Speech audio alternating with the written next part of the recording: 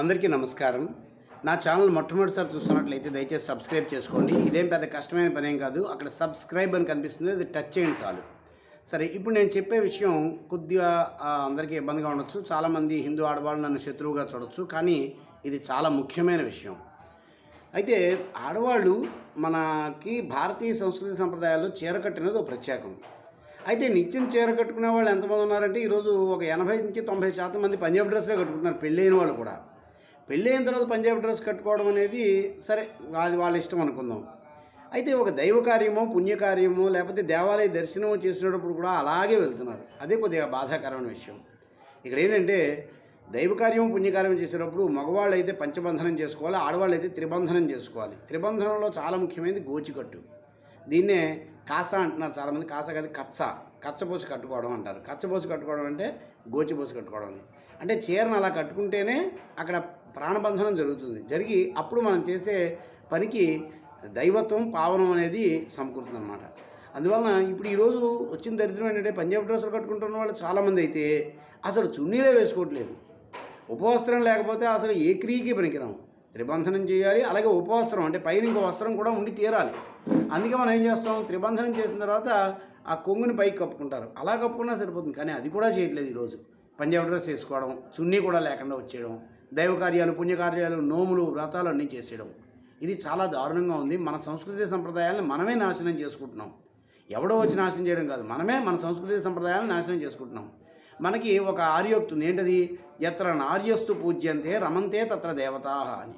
అంటే ఎవరైతే స్త్రీలు ఆడవాళ్ళుగా పూజించబడుతూ ఉంటారో ఆ ప్రాంతంలో దేవతామూర్తులు ఉంటారో అని. అంటే ఈ విధంగా పూజనీయంగా ఎప్పుడు ఉంటారు? త్రిబంధనం చేసుకుని, అంటే కచ్చబోసి కట్టుకుని చక్కగా ముఖాన్ని బొట్టు పెట్టుకుని జుట్టు ముడి వేసుకుని ఉండాలి. జుట్టు ముడో జడో ఏదో ఒకటి వేసుకోవాలి. మళ్ళీ స్త్రీబుద్ధి ప్రళయాంతక స్త్రీబుద్ధి చంచలస్తథ అంటూ ఉంటారు. స్త్రీబుద్ధి రకరకాలుగా ఉంటుంది, చంచలంగా. అంటే ఈ జుట్టు ఎప్పుడైతే అలా వదిలేసామో ఫ్రీగా, అది ఇంకా చంచలంగా ఉంటుందన్నమాట. అటు జుట్టు వెరబోసుకున్న ఆడవాళ్ళని చూస్తే ఎవరికి కూడా గౌరవభావం రాదు. అంటే ఖచ్చితంగా ఇలా ముడి వేయాలి. అందుకే పెళ్ళైన వాళ్ళు ఒక జడే వేసుకోవాలని మనకు సంప్రదాయం. సరే, నేను నిత్యం వేసుకోమని చెప్పను. నిత్యం మీరు నచ్చినవి కట్టుకోండి, నచ్చిన విధంగా కట్టుకోండి. కానీ ఒక దైవ కార్యమో పుణ్యకార్యమో నోములో వ్రతాలో దేవాలయ దర్శనమో కనుక చేసుకుంటున్నట్లయితే ఖచ్చితంగా చీర కట్టుకోవాలి. ఆ చీరలో కచ్చబోసి కట్టుకోవాలి, అంటే గోచిపోసి కట్టుకోవాలి ఖచ్చితంగాను.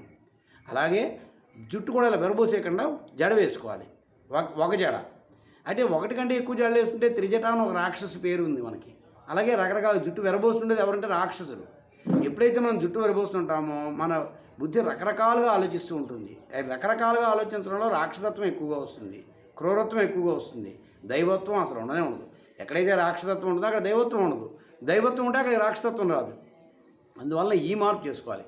ఏదో ప్రమాదం వచ్చిన తర్వాత చూద్దాము, వచ్చాక ఆలోచిద్దాము అనుకుంటే తర్వాత ఒక్కోసారి ఆలోచించడానికి కూడా అవకాశం ఉండదు. జుట్టు ఎరబోసుకుని బండి మీద వెళ్తున్నారు, పక్కన ఏదో దేనికో తగులుతుంది, జుట్టు అలా లాక్కుపోతుంది, పడిపోతారు, ప్రమాదం జరుగుతుంది. లేదు ఫ్యాన్ తిరుగుతుంది, ఫ్యాన్ లాక్కుంటుంది, ప్రమాదం జరుగుతుంది. ప్రమాదం జరిగాక బాధపడ్డమా లేకపోతే ముందే జాగ్రత్త పడ్డమా?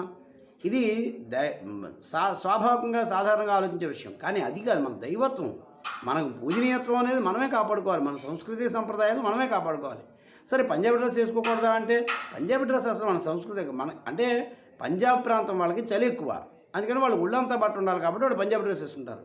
దాని మీద కూడా చున్నీ వేసుకుంటారు. కానీ ఆ చున్నీ కూడా వేసుకోకుండా ఆడవాళ్ళు ఈరోజు దైవ కార్యాలు పుణ్యకార్యాలు దేవాలయ దర్శనాలు ఇవన్నీ చేసేస్తున్నారు. అలా చేస్తే పుణ్యం రాస్తుంది కదా, పాపం కూడా వస్తుంది. మనం ఎప్పుడైతే త్రికరణ శుద్ధిగా చేస్తామో, త్రికరణ శుద్ధిగా చేసే కర్మకు మాత్రమే సత్ఫలితం ఉంటుంది, లేకపోతే సత్ఫలితం ఉండదు. మనం మనసా వాచా కర్మణ 3 రకాలుగా చేసిన పుణ్యకార్యం ఏదైతే ఉందో అదే మనకు సత్ఫలితాన్ని ఇస్తుంది. ఈ మాట చెప్తే ఆడవాళ్ళందరికీ నేను ఇప్పుడు శత్రువుని అయిపోతాను, అయితే అయ్యాను. కానీ ఇది మన సంస్కృతి, మన సంప్రదాయం. ఏ దేశం ఎగినా ఎందు కాలిడినా ఏ పీఠం ఎక్కినా ఎవరెదురైనా పొగడరా నీ తల్లి భూమి భారతిని నిలుపరా నీ జాతి నిండు గౌరవము అన్నారు. నీ జాతి నిండు గౌరవం నిలబెట్టాలంటే నువ్వు సంప్రదాయబద్ధంగా కట్టుకోవాలి. మగవాళ్ళు అయితే పంచబంధనం చేసి కట్టుకోవాలి, అంటే పంచి కట్టుకోవాలి. ఆడవాళ్ళు అయితే త్రిబంధనం చేసి కట్టుకోవాలి. రెండింటిలోనూ కూడా గోచి కట్టుకోవడం అనేది చాలా ముఖ్యమైనదన్నమాట. అలాగే ముఖాన్ని బొట్టు ఉండాలి. ముఖాన్ని బొట్టు ఈరోజు చాలామంది కనిపించకుండా అలాగే పెట్టుకుంటున్నారు. ముఖాన్ని బొట్టు పెట్టుకుంటే మనకి ఏ దృష్టి దోషమో తగలదు. ఎప్పుడైతే మనం చక్కగా ఇలాగా ఇప్పుడు ఇలా కట్టడాన్ని మడి కట్టడం అంటారు. ఇలా మడి కట్టుకున్నట్టు ఉంటే మనం చూస్తే గౌరవించాలనే ఆలోచన కలుగుతుంది ఎవరికైనా. మనమే తప్పుడు ఆలోచన కూడా కలగదు.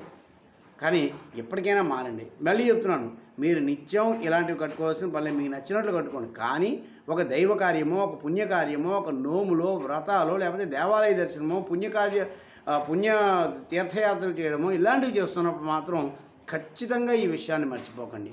ఇలా కనుక చేసినట్లయితే మీరు మీ మీద మీకు గౌరవం పెరుగుతుంది.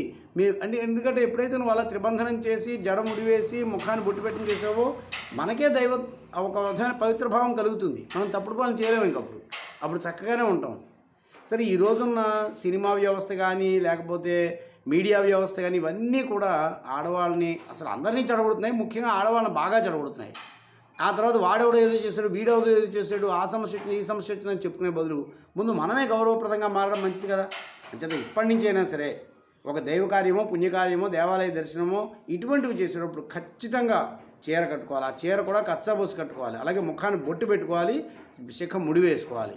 అంటే జడ మగవాళ్ళైనా, మగవాళ్ళంటే ఇది బ్రాహ్మణులైనా కాదు, అందరూ కూడా శిఖ ఉండాలి. ఈ శిఖ ముడి వేస్తేనే మనకి పవిత్ర భావం కలుగుతుంది. మన శక్తి ఏకగతంగా ఉంటుంది.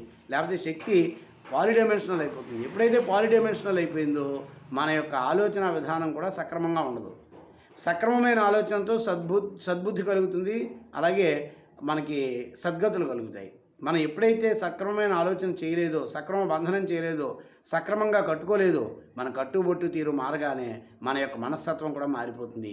ఆ తర్వాత జరిగే అనర్థాలను చూసి అనుభవించి బాధపడే కంటే ముందే జాగ్రత్త పడడం మంచిది. ఇక్కడ రెండు ముఖ్యమైన విషయాలు. ఒకటి, మన సంస్కృతి సంప్రదాయాలను మనమే రక్షించుకోవాలి.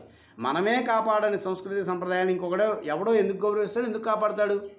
అంచేత బ్రిటిష్ వాడికి పూర్వం భారతదేశం బాగానే ఉండేది. బ్రిటిష్ వాళ్ళు వచ్చిన తర్వాత స్వేచ్ఛా స్వాతంత్రాలు పెచ్చిపేరిపోయాయి. ఆ స్వేచ్ఛా స్వాతంత్రాలన్నింటికి కూడా ఒక అవధి ఉంటుంది. అవధి దాటిన స్వేచ్ఛా స్వాతంత్ర్యాలు ఎలాంటి వాడికైనా సరే అనర్థాన్నే కలిగిస్తాయి. అది మగవాళ్ళైనా ఆడవాళ్ళైనా సరే. అంచేత ఇక్కడి నుంచి ఈ విషయాన్ని గమనించి ఈ పైన చేసే ప్రతి కార్యంలోనూ కూడా ఈ జాగ్రత్తలు తీసుకోవడానికి ప్రయత్నించండి. జై హింద్. మేరా భారత్ మహాన్. సర్వే జనా సుజనో భూత్వా